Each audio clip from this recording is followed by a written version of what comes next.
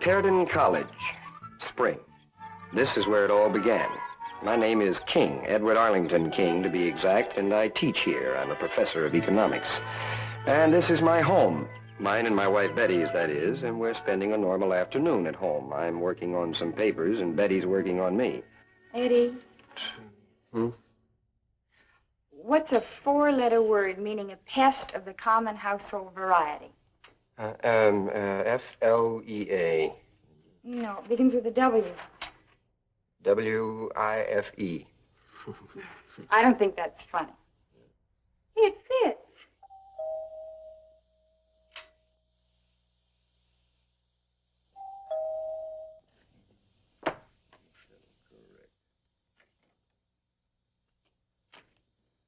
Eddie, there are two men at the door. They say they're agents. What do you mean agents? Investigators. Did you death defend her again? No, Is that no, what? they're not that kind of agents. They want to see you. They're from the government. Wasn't that funny? I don't know. Mr. King? Yes. My name's McCoy, Office of Special Investigation. Jerry McCoy, this is my partner, Al Farber. Pleased to meet you. Yeah, special investigation. I don't get it. We work on a special detail that has to do with locating missing government property, or the persons who are responsible for its being missing. Well, what's that got to do with me? Or may we come in? Well, yeah, sure. I mean, you please do.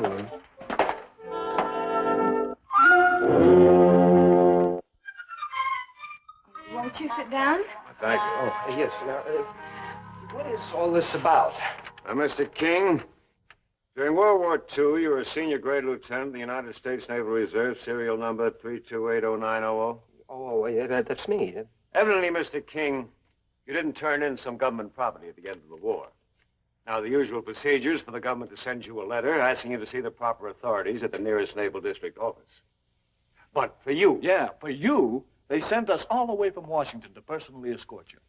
Mr. King, I don't know what you took, but whatever it was, it must have taken nerve. Oh, incidentally, you're not under arrest. No, we just want you to return to Washington with us to answer some questions. Oh, you travel at government expense, of course. This is ridiculous. I never took anything from the Navy. Well, now, I suppose he just gave back whatever he took. I mean, he won't go to jail or anything. What are you trying to do to me? I never stole anything from anybody in my life. I mean, What's the matter, Professor? Nothing. Nothing at all. Eddie, what is it? Nothing at all. I just never thought they'd be missed. I mean, I didn't think anybody cared. It wasn't like stealing. Eddie, what did you take? Just my .45. And my compass. A personal compass. Souvenirs, that's all. You know how you've been on a ship for 3 years and Well, don't sit there and look at me like I was a criminal or something. I mean, everybody took something, didn't they? I don't think they sent us here just for a gun and a compass, Mr. King. All I know is that the Navy wants you in Washington by tomorrow morning. And watch it. The stuff is in my mother's attic in Scranton. I'll just write her and tell her to send it in. Sorry. Be me, it'd be okay, but I got nothing to say. Well, this is just... Well, I'm sorry. I can't spare the time right now. You said I wasn't under arrest. Supposing I just refused to come. I wouldn't do that, Mr. King. That wouldn't be a good idea. Right now, they're asking. Later... Suppose he... Mrs. King, if Eddie comes with us now, let's say it would all save us a lot of inconvenience later. It's a government expense. I'll come. Because I see no reason not to. It's ridiculous. I have nothing to be afraid of.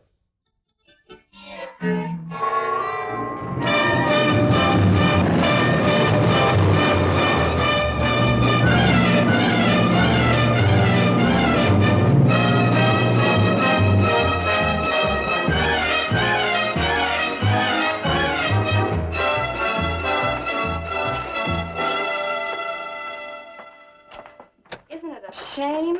Yes, he seemed to be such a nice boy. Imagine, 20 years of hard labor just for that. It isn't as if he had stolen a... May I help you? Agents McCoy and Farber to see Captain Beagle. In reference to what, please? Lieutenant Edward Arlington King, USNR.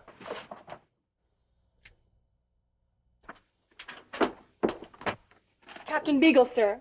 I told you I didn't want to be disturbed today, Benson. But it's Lieutenant King, sir. Lieutenant King!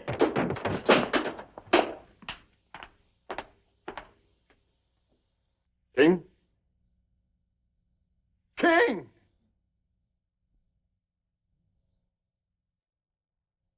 In here. You're dismissed. I'll call your chief later in the day. But, sir... Dismissed. Well done.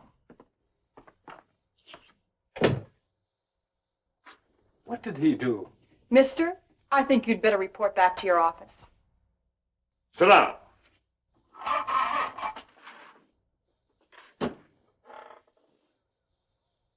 You know why you're here, don't you? No, Captain, I don't. Not precisely. No, I don't. Well, some government property is missing. And according to the records, it was checked out to you last. Yes, sir. Now, in cases of this kind, there are three alternatives for the accused person. First of all, he may return the property, and there will be no charges made, and everything is forgiven. Secondly, he may pay the cost. In that case, everything is shipshape. Third, he may say that he didn't do it, but he has to prove his case to the satisfaction of the Navy. Then everybody is satisfied, but I'm afraid that very seldom happens. Now, Lieutenant, I know that lots of the boys took little souvenirs when they left the Navy, but you, don't you think you went a little too far? I don't know. Captain, I don't know. I am so sorry. If I had thought the compass, for instance, I didn't think that would become critical or anything in a gun. Go on, King. A little foul weather gear after Ewo. Just, I took my... Who wants foul weather gear with a shredded seat? You're trying my patience, Lieutenant. Captain, I can't think of anything else. Honest, if I could, I would tell you. If you just tell me what's missing, I'll pay for it. You want to play it that way, do you? Yes, I'll pay. Yeah, well, I hope the teaching pays well these days. Huh? The total. You can check these items if you like. The new against the used, et cetera, et cetera, et cetera. Comes to $5,415,908.21. What am I supposed to have taken?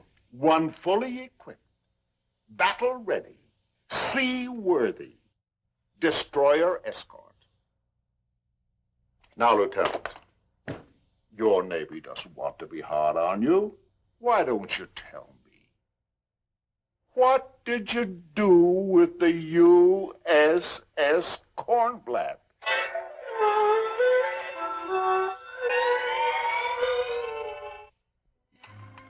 I tell you, dear, you should not have come. I couldn't stay home and let you fight this all by yourself. Now, what is it all about? Oh, I told you 20 times already, dear. I was the Cornblatt's last skipper, and the Cornblatt is missing. As far as the Navy's concerned, I got it somewhere. That's ridiculous. What would you do with a battleship? It isn't logical. Where would you put it? It's not logic, dear. It's just rules and regulations. I've got 1 week to come up with either the Cornblatt or $5 million. Now, drink your coffee. We've got to go back to the hotel. I got a big day ahead of me. I tell you, Captain, I did not take... I know. I believe you. If you tell me you didn't take the ship, you didn't take the ship. But records are records, and responsibility is responsibility. Now you find that ship. I'll do my best, sir. You'll have to do better than that. I'm assigning Benson to help you. Lieutenant, you're getting the best man in the Navy. Ensign Benson? Yes, sir. You're on detached service. For the next week, your new skipper. Good to be aboard, sir. Well, it's good to have you aboard there, Ensign Benson. So we checked. We checked Lend-Lease files. And mothball files. Current files. And dead files.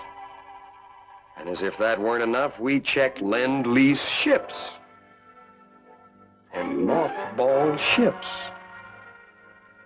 Current ships. And dead ships.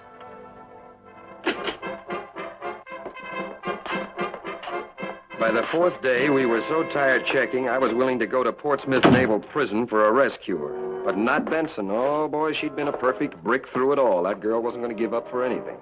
Lieutenant, let's be practical. We've got 3 days to go, and so far we've been covered nothing. Yeah, I think you're right, Benson. Let's drop the whole thing. I'll plead insanity. No, sir, what I mean is, let's start from the beginning. From the day you brought the ship in, what happened? I brought the ship I brought the ship in June of 46 into San Diego Harbor. About 3 o'clock in the afternoon. It was a beautiful day. The sun was shining. Was the crew detached? Oh, yeah. Well, the entire crew was sent to either separation or reassignment centers. You know, I stayed on board an extra day to get all the papers shipshape so I could turn the ship over to the proper authorities. Were you alone? No, they detailed a yeoman, second class, to help. They detailed a yeoman, second class, to help me. What was his name? Seymour, Cyril, Cecil. No, it wasn't Cecil. It was just like Cedric. Cedric. Yeah, Wachinski. Hello, Sue Rita. Listen, I want you to do me a big favor. In June of 46, there was a second-class yeoman named Cedric Wachinski. Anyway, honey, Benson gets on the phone and traces this guy to Chicago. You see, only she finds out he hasn't lived in Chicago since 1948, but his ex-wife says she thinks he's now in New York because he used to manage a fighter named William the Conqueror. So anyway, then Benson gets on the phone. This Benson must be quite a gal. Who? Benson. Is Benson pretty? Yeah, she's a real knockout. Are you listening to me? Of course. Yeah. Yeah. Well, anyhow, to make a long story short, we're going to meet this fella in a restaurant right next to Stillman's Gym in New York tomorrow morning. Who? Wachinski. No, I mean, who's meeting him? Well, Benson and I, of course. We're going to get the 6 o'clock plane in the morning, and what is the matter with you? Nothing. Nothing at all. Except while you're gallivanting all over the country with a beautiful wave, Benson, I sit here with nothing to do except go to the movies. Do you know how many movies I've seen in the last 4 days? 3. I'll tell you, I saw 8. 8 times 2. That's 16 pictures I've seen. Honey, I'm very sorry, but you know the trouble we've got. We got to check everybody and everything, and I didn't ask you to come here in the front. What are you doing? I'm still talking to you. Honey, you'd better get to bed. I wouldn't want you to keep that wave waiting. Ooh. Ooh. By 7, we were in New York, Benson and I. Of course, Betty apologized for being so upset the night before. Well, you know, 8 double features in 4 days. I mean, it's understandable.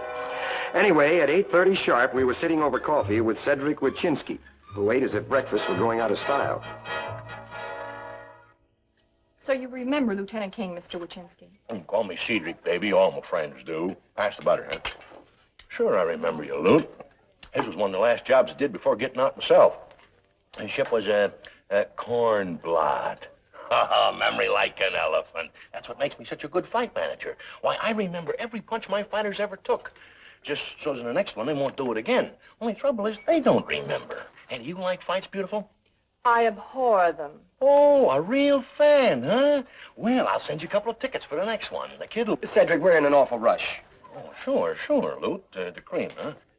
Mr. Wachinski, when Lieutenant King turned over his ship, do you remember to whom he did it? Say. Well, why not? Well, I wasn't there, Lute. Look, I remember perfectly. I finished up the papers, handed them to you, shoved off, and you said it was okay that you take care of the rest. You don't remember a junior grade lieutenant came on board when you were... Gene, no. Yeah, as a matter of fact, I do. I did see one walk on board just as I was shoving off. He was the tall, skinny kid with an Adam's apple. That's the fellow. What was his name? I don't know. Why, did the ship get lost or something? Ah! Ship get lost. Hey, that's a funny one, huh? Ain't it, baby? Ship get lost or something. Ah!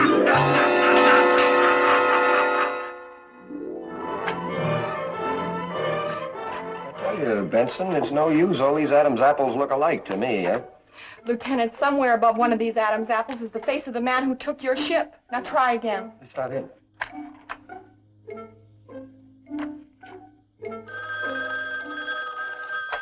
Ensign Benson.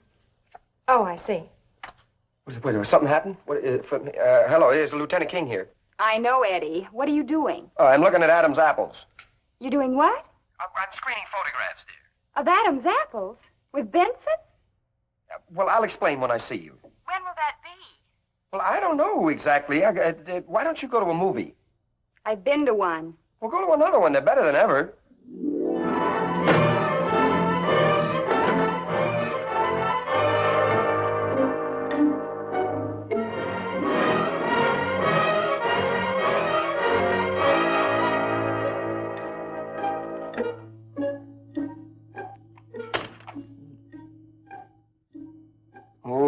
That is familiar. That could be him.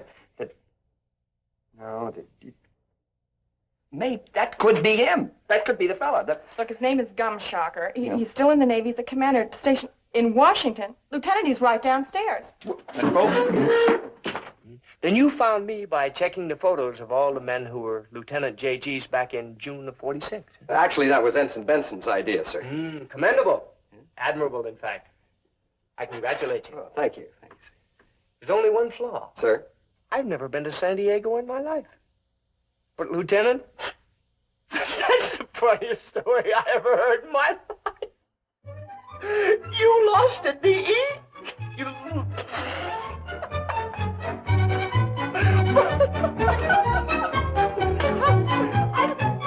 Captain, we even sent telegrams to every nation that ever got any lend-lease or aid from the Marshall Plan. I know.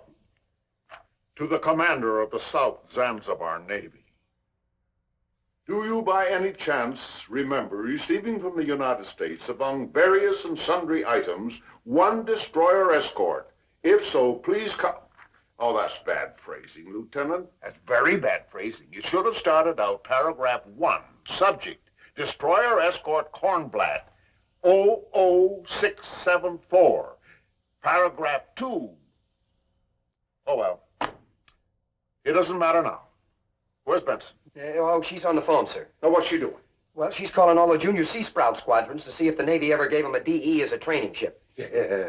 Determination of steel, that girl. She'll go places in this man's Navy. Yes, sir. Captain, what do you think is going to happen to me? I don't know, my boy. We have no precedent. We have nothing to go by. We're making history. Do you realize that you're the first man in naval history to ever steal a U.S. warship? I did not steal that ship. You know that. Yes, I know. I know, but the records don't, and that's what counts. Now, what happens tomorrow at the naval inquiry, I don't know. I can recommend leniency, but we can only hope. Oh, I Excuse tell me, you. sir. Lieutenant, we might What? have hit pay dirt. What do you mean? What do you... The junior Sea Sprouts. One of their commodores is in your office downstairs right now. Do you think there's a possibility? I mean, is this likely that... Ask him. Yeah, pardon me. Mighty nice of you to come down here and help me, son. Son, I'm Commodore Theodore Perch. Sit down. So you're the jackass who lost a destroyer. Well, wait a minute. What's the matter? Don't you know your Navy reg? Well, yeah, I know the Navy regulations, but mistakes can be made. Not in the Navy, except perhaps when they signed you up. See, you commanded a DE during the war. Yeah, Where'd you get your training? Purdue. No wonder the Air Force is gaining an ascendancy. What do you do now, Lieutenant? Teach. Teach? What do you teach? Well, I should be teaching manners to children like you who storm into offices and make spectacles out of you. So, now, listen to me. Do you know where the Kornblatt is? No. Well, what are you doing here? I only wanted to meet the guy who was stupid enough to lose it. I'll kill him. So we thought that possibly your government might know where it is. Kornblatt. Yes, the Kornblatt. I don't think he speaks English. Do you understand what I am saying? Yes, English. Yes. Kornblatt. Yes, the Kornblatt. He doesn't understand a word I'm saying. Try French. Do you speak, parlez-vous le français? Ah, mais oui, Ah. naturellement. Kornblatt. Yes, now, le ship. Le bateau de guillemets des États-Unis, le Kornblatt. Kornblatt. Kornblatt. Avez-vous le Kornblatt? Kornblatt. Yeah, I don't think he speaks a word of French either. Comprenez-vous? Mais oui.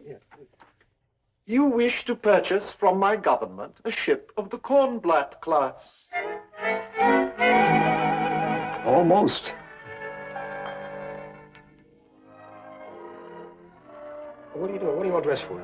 I'm going with you to the Court of Inquiry. Well, what for? Does he get hung? No, come on. Now, Benson and I'll have enough to do. Vincent, that's all I've heard since I Oh, came please, here. dear, don't start that again. You know I've got enough of money. Why don't you go to a movie? Where are you going?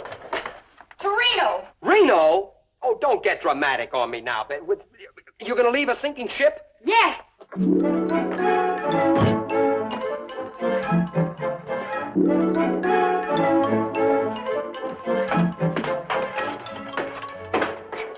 Oh, for heaven's sake.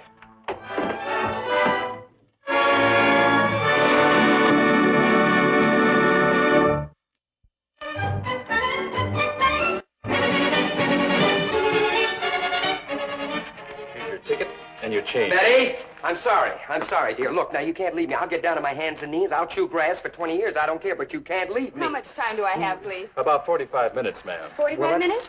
There's a newsreel theater over there if you'd like to pass the time in peace. Thank you. That's my wife.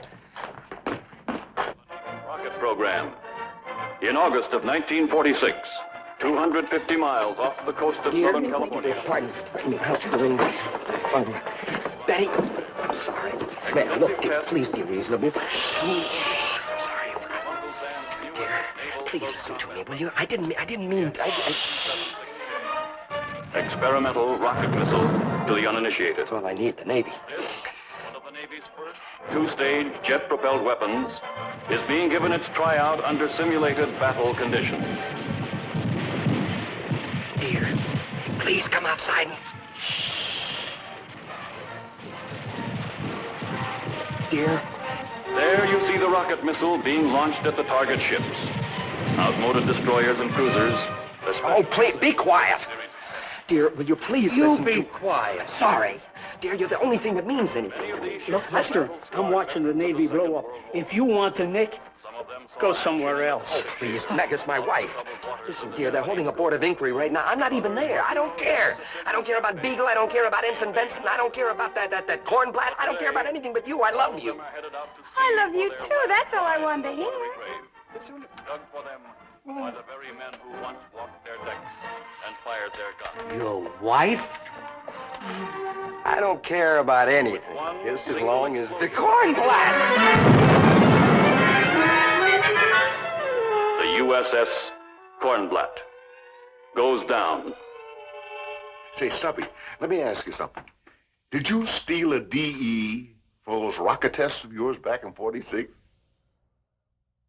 You stole it right out from under the nose of a kid with an Adam's apple? Oh, man, that's rich. Okay, Stubby. Yeah, next Thursday night at the club. Yeah, I'd love to. All right. Goodbye, old man. That Stubby, he gets away with murder. Well, I don't think it's so funny, Captain. Oh, now, wait a minute. You don't mean to tell me that you're going to be one of those fellows who's a stickler for procedure, who pays attention to little details? I admit that Stubby was a bit presumptuous to steal a DE, but around here we call that initiative. Anyhow, we're all shipshape, ready to go to sea, fore and aft. Pull up the anchors, cast off the lines, full speed ahead. And that's you too, young lady. Thank you, Captain. Initiative? Perden College, fall. We were spending a normal afternoon at home. I'm working on some papers. Betty's working on me. Eddie? Huh? What's a 6-letter word meaning...